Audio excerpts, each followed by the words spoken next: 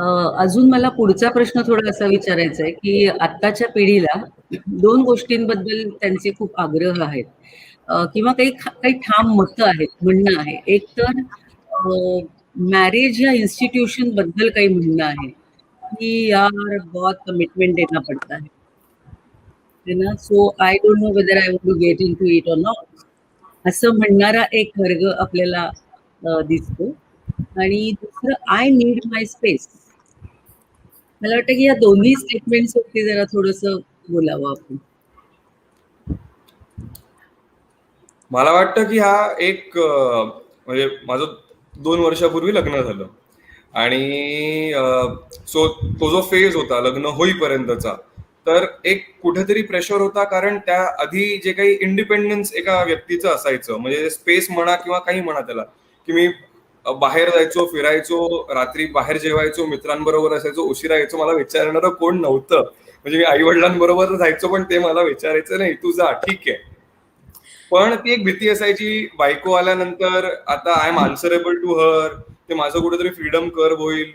दुसरं आजूबाजूला हे सगळं बघतो की म्हणजे फ्रीडम कर्व होणं एक भाग झाला, पण आपसात भांडणं किंवा मॅरेजेस फॉलिंग अपार्ट. सो एक प्रश्न असतो, do you really want to get into this, कारण मग जमलं नाही जमलं काय होणार पुढे, ती एक भीती असते. म्हणजे आता ही भीती मी माझ्या भावाच्या ह्याच्यात पण बघतोय, कारण ही इज व्हेरी मॅरेज आहे, जे तुम्ही म्हणतात स्पेस किंवा काय गरज आहे लग्न करण्याची, I am happy with myself, असे जे बोलणारे लोक असतात. आणि हे पण कशाला झालेले आहे, कारण मला वाटतं एक फायनान्शियल इंडिपेंडन्स झालेलं आहे. Second, parents have allowed their children to have a say over their lives. 20 years ago it was not possible. माझ्या आई वडिलांना विचारतो तुमचं लग्न कसं झालं, तर ते म्हणतात मला फोटो दाखवला, हो झालं विषय. हे तुमच्यासारखं नाहीये की तुम्ही ते shaadi.com वरती 100 मुलींना किंवा मुलांना बघा आणि त्यानंतर भेटा, मग दुसऱ्यांदा भेटा आणि नंतर सांगा. सो काळ बदललेला आहे. मला वाटतं ह्याच्यावरती प्रत्येकाला काहीतरी आपलं आपलं म्हणायचं आहेच, तर नक्की म्हणावं.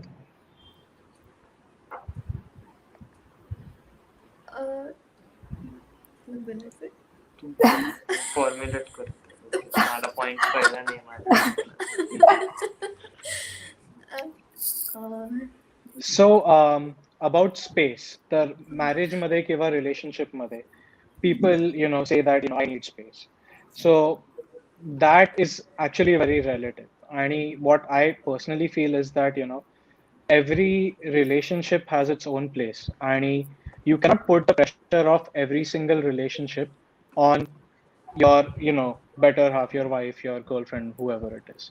So you need to understand that your partner is not going to do everything with you. त्या पॉइंट ऑफ व्ह्यूने थोडी स्पेस पाहिजे, इंटरेस्ट वेगळे असू शकतात. सो त्या पॉइंट ऑफ व्ह्यूने you have to give each other freedom to do whatever they want. स्पेसच्या डेफिनेशन ना प्रत्येकाच्या फार वेगळ्या असू शकतात. सो त्या फॅमिलीमध्ये किंवा त्या पार्टनर्स मध्ये एक म्युच्युअल अंडरस्टँडिंग असेल ना, माझी स्पेस म्हणजे नक्की काय, तर मग स्पेसचा इश्यू नाही होणार.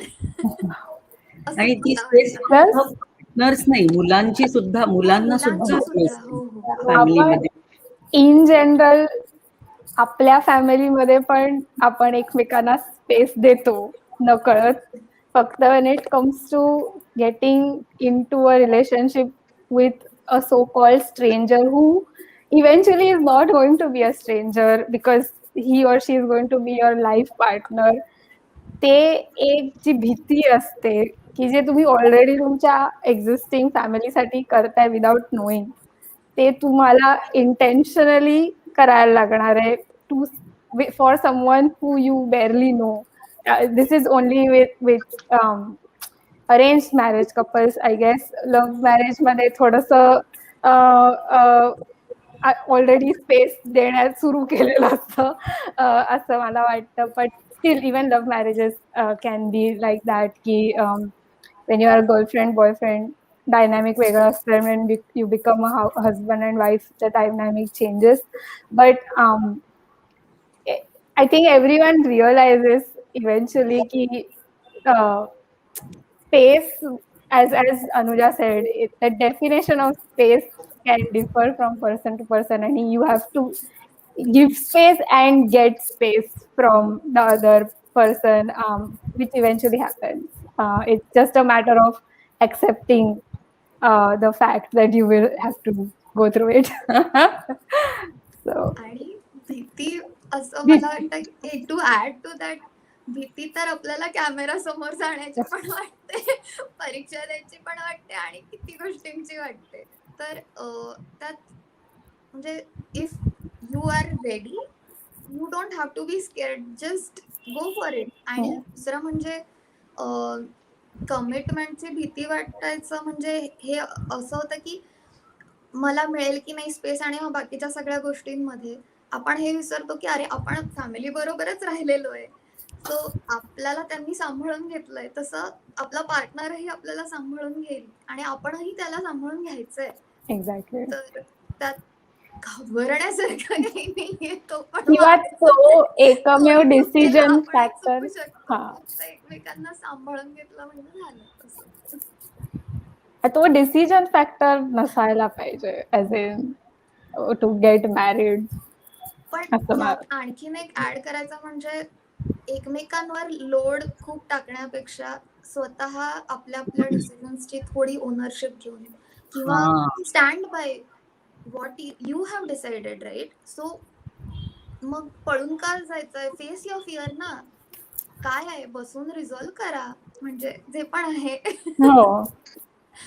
असू शकतं ते. तर घाबरण्यासारखं काही नाही, ते मला म्हणायचंय. मला असं वाटतं इंडिपेंडन्स आणि स्पेसचं जे आहे ते सोसायटी बरोबर थोडं इव्हॉल्व्ह झालंय की एक जनरेशन पाठी गेलं तर लाईफ अशी होती की मुलांसाठी पॅरेंट्स बरोबर राहिलं, नंतर बायको आणि पॅरेंट्स बरोबर राहिलं, अँड ओव्हरऑल सो आयुष्यभर स्पेस ही कॉन्सेप्ट एक्झिस्टच नव्हती कधी करत. आणि मुलीसाठी उलट होतं की लग्नापर्यंत पॅरेंट्स बरोबर राहिलं, नंतर मूव्ह होऊन त्याच्या पॅरेंट्स बरोबर आणि त्याच्या बरोबर राहिलं. आता असं होतंय की त्यावेळेस कारण काय होतं की एकच जण कोणीतरी वर्किंग आहे आणि म्हणून कोणीतरी दुसरं घरी असतं नेहमी. आता आमच्यासाठी कसं झालं, आईनी क्लास वगैरे चालू केला तर आम्ही बऱ्यापैकी लहानपणी असल्यापासून आम्ही एकटे असायचो घरी. टेक्निकली इंडिपेंडंट म्हणजे आम्ही एकमेकाला होतो, पण तसे इंडिपेंडंट होतो आणि मग तशी ती सवय लागून जाते. आणि नंतर आता आम्ही मूव्ह आउट होऊन इकडे आलो तर तो इंडिपेंडन्स फॅक्टर अजून एक्सपांड झाला. तर by the time we reach marriageable age we have lived most of our life independent by that point. तर त्यावेळेस तो जो फिअर असतो की मी कसा कुठच्या सिच्युएशन मध्ये मी ऑपरेट कसा होईल त्याची मला गॅरंटी आहे, पण कोणीतरी ऍडिशनल पर्सन असेल तर काय काय व्हेरिएबल्स येतील त्याचं ते अननोन जो असतो तो फार इंटॅन्जिबल, म्हणजे ती थॉट प्रोसेस हँडल करणं नाही जमत खूप लोकांना. त्याच सिच्युएशन साठी मी हे म्हटलं की no matter what that unknown variable is, you know yourself that. पण ते परत इंडिपेंडन्स झालं ना, झालं, पण म्हणजे त्या इंडिपेंडन्स पासून to being dependent on another person again, तो जो ट्रान्झिशन आहे that's what people fear, not की तो काय डिसिजन घेईल दुसरा. I think it's not dependency, it's more like collaboration. तो कोलॅबोरेशन किंवा ट्रस्ट. हा, म्हणजे आणि थोडा वेळ लागतो टू सिंक.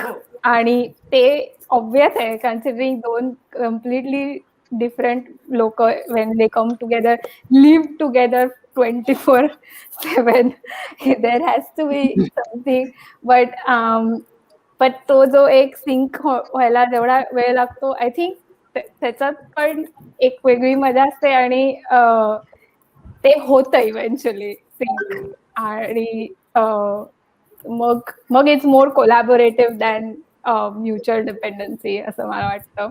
आणि हे सगळं आपण म्हणताना हे गृहीत धरतोय की ही दोन मॅच्युअर्ड माणसांमधलं नातं, इक्वेशन, हे सगळं आपण गृहीत धरलेलं आहे. कारण आता आपण नॉर्मल हेल्दी फॅमिली आणि त्याच्यातलं इक्वेशन आणि त्याच्यातले व्हॅल्यूज ह्याच्याबद्दल बोलतोय. अजून कितीतरी प्रश्न नातेसंबंधांमधले आपल्याला दिसतात, खूप सारे इश्यूज आहेत. पण आज आपण त्याच्याबद्दल नको बोलूया. कधीतरी पुन्हा वेळ येईल तेव्हा नक्की बोलू.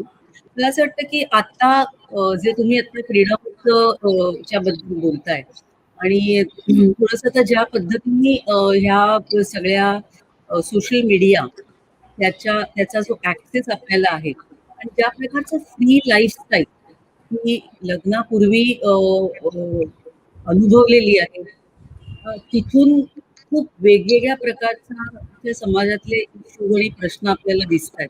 एकतर मल्टिपल पार्टनरकडे जाणारं असेल, डेटिंग ऍप्सचा पृथा तू जो उल्लेख आपल्या गप्पांमध्ये केला होतास, की जे कुठेतरी वेगळ्याच दिशेने हे सगळं चाललंय असं वाटतंय का तुम्हाला? हो, डेटिंग ऍप्स बद्दल मला डेफिनेटली असं वाटतं की ते because you can take a decision in a matter of seconds, इधर यू स्वाईप लेफ्ट और स्वाईप राईट, तर त्याच्यानी एक जो ह्युमन टच आहे of getting to know each other, so you become more judgmental only on face value असं मला वाटतं बिकॉज ऑफ डेटिंग ऍप्स. आणि it's a good platform to meet others for sure, but if you have to take that step to meet that person, if you keep swiping left, you end up not meeting anybody, so then the whole purpose is obsolete of the whole platform. त्यामुळे ते जास्त होतंय असं मला वाटतं की left swiping left is happening more often than swiping right, असं मला वाटतंय. म्हणजे एक्सपिरियन्सिंग पेक्षा एक्सपेरिमेंट जास्त होतात असं वाटतंय का? हा, किंवा taking a decision without any data असं मला वाटतंय. आय शार्पली डिसएग्री ऑन दिस, कारण मला तरी जेवढं माहिती आहे, मला 2 वर्ष लग्न होऊन झाली, so I am not on the dating apps right now. Clarification, बायको बाजूला बसली ऐकते. बट आजच्या काळात तर डेटिंग ऍप्स मध्ये पण तुमचे पॉलिटिकल व्ह्यूज हे लिहिले जातात, and whether you swipe left और right also sometimes depend on your political views, your food preference वगैरे वगैरे. Going a step further, see I got married through शादी.com. सो परत तिकडे पण स्वाईपिंगच होतं एका प्रकारचं, लेफ्ट आणि राईटच होतं, आणि both of us swipe right on शादी.com. सो मी जनरली असं म्हणतो, लव्ह ऑन शादी.com if you want to define our marriage. So कसं आहे की मला वाटतं डेटिंग ऍप्स किंवा हे मॅरेज ऍप्स वगैरे आहेत त्याच्यामध्ये एकमेकांबद्दल मोर दॅन द फोटोज आम्ही दोघांनी एकमेकांबद्दल वाचलं, म्हणजे अबाउट मी जो सेक्शन असतो, आणि मग तेव्हा आम्हाला वाटलं की नाही, this person is meant for me, तिला वाटलं that person is meant for me, and then we started interacting more. It wasn't just the photos. But coming back to this whole concept of swiping, कसं आहे की that is the age which we live in. म्हणजे आता आपण 25 वर्षापूर्वी मला आठवते, आमचं घर होतं आमच्या बिल्डिंगमध्ये, आमच्या घरीच एक टेलिफोन होता आणि पूर्ण बिल्डिंगची लोक आमच्या घरी यायची त्या फोनवर बोलायला, आणि मी रात्री 9 वाजता फोन आला की काका तुमचा फोन आलाय घरी, मध्ये काका यायचे, मग घरी येणं असायचं. आता ते होत नाही. किंवा पूर्वी फक्त लँडलाईन होता, मग बाबांनाही अनेक फोन यायचे, ते आम्हीच फोन उचलायचो, मग आम्ही बाबांचे जितके मित्रमंडळी त्यांच्या सगळ्यांशी आमचं बोलणं असायचं. आज होत नाही. But we can't blame technology for this. So swiping left और right is a part of the age which we are living in. म्हणजे 20 वर्ष नाही, मी टेक्नॉलॉजीला अजिबातच हे नाही केलं. मी तेच म्हटलं की प्लॅटफॉर्म खूप चांगला आहे, फक्त माइंडसेट फिकल झालाय असं मला म्हणायचं होतं. की स्वाईप लेफ्ट तू जेव्हा तुझ्या बायकोला शादी.com हा प्लॅटफॉर्मवर भेटला, शादी.com हा प्लॅटफॉर्म शादीसाठी आहे. That's why you took your time to read about her, read her interests, read her, whatever she wrote about herself. You took that time. But on a dating platform, not everybody actually takes that time, is what I'm saying. The data is there, but people don't take that time to read about it. मी बोलू.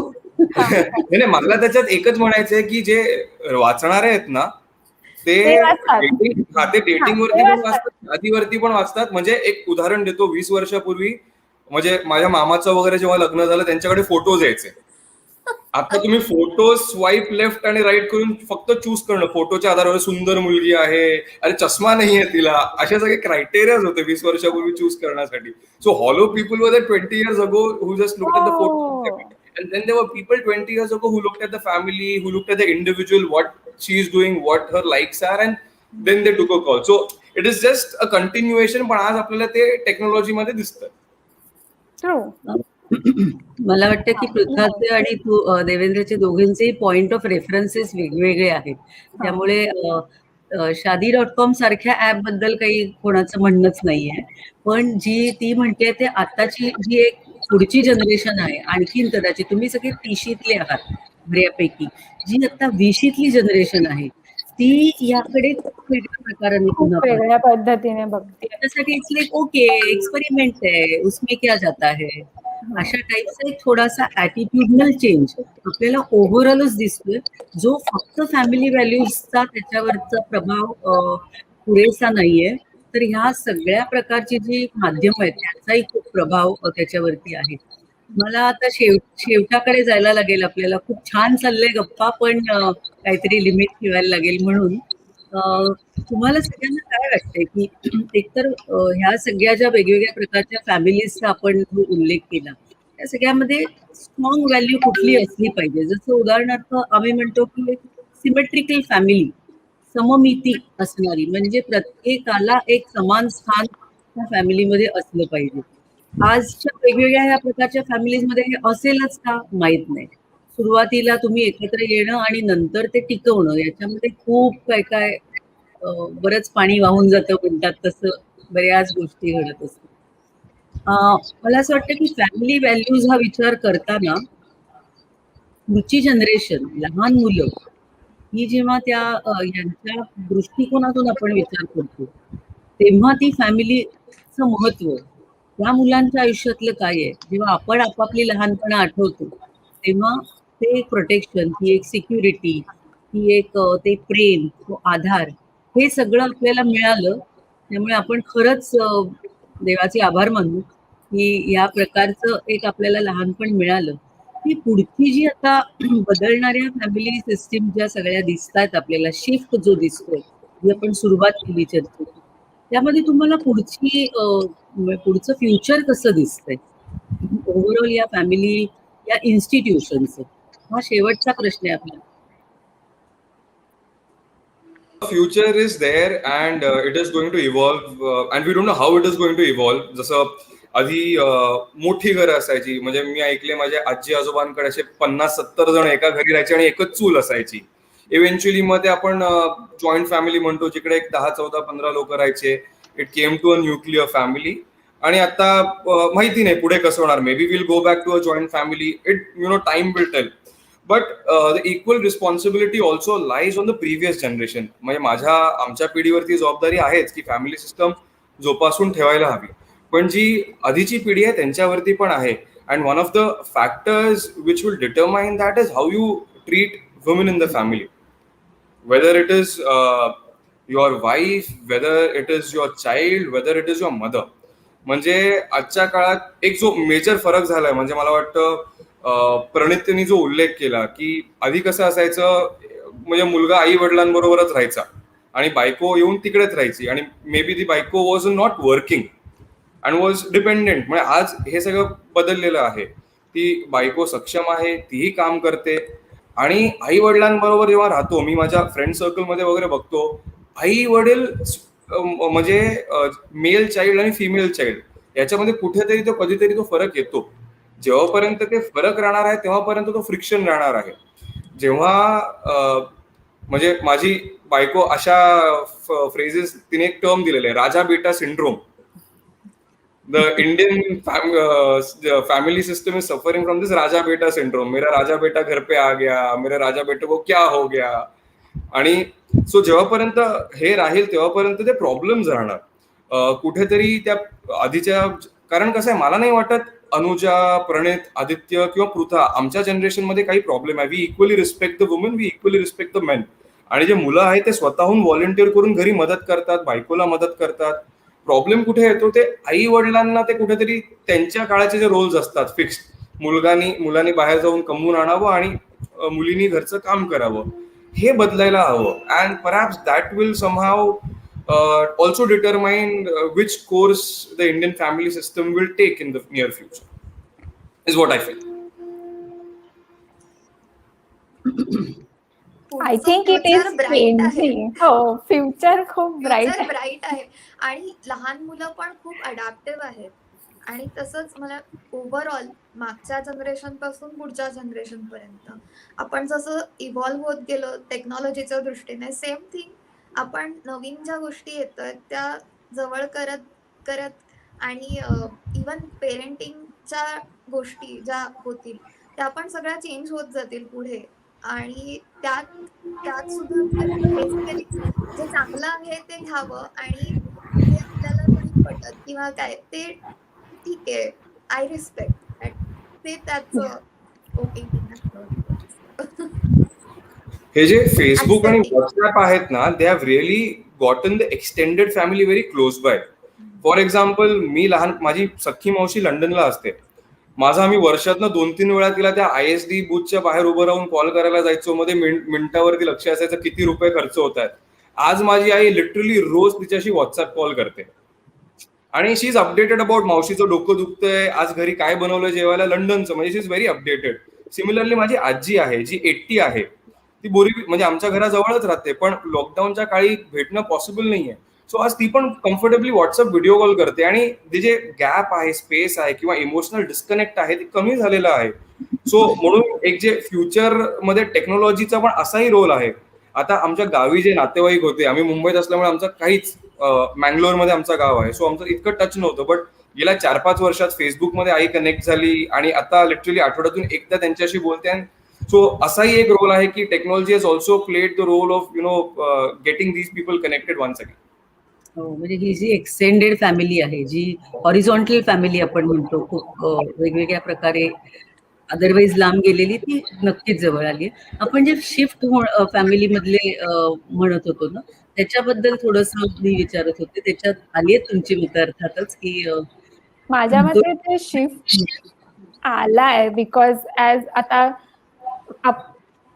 इकडची मुलं की जे US ला येतात किंवा आता even इंडियामध्ये, बिकॉज ते मुलं सेपरेट राहतात आई बाबांपेक्षा, तर they have to do their own things on their own, like basic जेवण बनवणं, भांडी घासणं, घर साफ करणं. आणि हे आता ह्या जनरेशन मध्ये as Devendra said and even Anuja, की it's already happening very organically with everybody. त्यामुळे आमची मुलं जेव्हा होतील तेव्हा बाबांना तेवढंच घरचं काम करताना बघतील जितकं आईला बघतायत, आणि आईला बाहेर जाऊन नोकरी करून घरी येताना पण बघतील. त्यामुळे I think it will be very organic for our kids to accept the fact that if तो मुलगा असेल तर बाबा मी घरचं काम केलं पाहिजे, किंवा ती मुलगी असेल तर मला माझ्या करिअरवर फोकस करून घरचंच काम करायचं आहे. हे जे एक ऍक्सेप्टन्स आहे तो त्यांना खूप इझिली येईल, बिकॉज ते आम्हाला ते नॉर्मल करताना बघतील. So I think that shift has already started because of us. आणि yeah. And I don't think it's just because of us. आपल्या आधीचे generations also, they started doing this. So for example, माझे आई बाबा, both of them were working. So because of that, दोघांचं involvement असायचं घरातल्या गोष्टींमध्ये. So because of that, मला पण बघून तसं that informed me. Right. So these are family values. घरनच आम्हाला या व्हॅल्यूज मिळाले. सिमिलर माझे आई वडील वर्किंग होते, सो दोघं काम करतात, हे फॅमिली व्हॅल्यूज आहेत. अनुजा, प्रणीत, काही लास्ट वर्ड? दोघं काम करतात आणि दोघं एकमेकांना सपोर्ट करतात. ऍक्च्युली तुझे जे आत्ताचे मागचे सिरीज झाली आहे मदर आणि डॉटर, त्यातल्या बऱ्याचशा एपिसोड्स मध्ये मी जेव्हा बघितलं तर आई काम करतेय तर बाबा मुलांना पण समजून सांगतायत की आईला हे काम आहे, आपण तिला सपोर्ट केला पाहिजे. सो पुढची जी जनरेशन आहे ना ती अडॅप्टिव्ह आहे असं मला वाटतं, आणि दे आर लर्निंग. म्हणजे आपण जे पेरू तेच उगवेल म्हणतात ना, तर दॅट इज युनिव्हर्सल.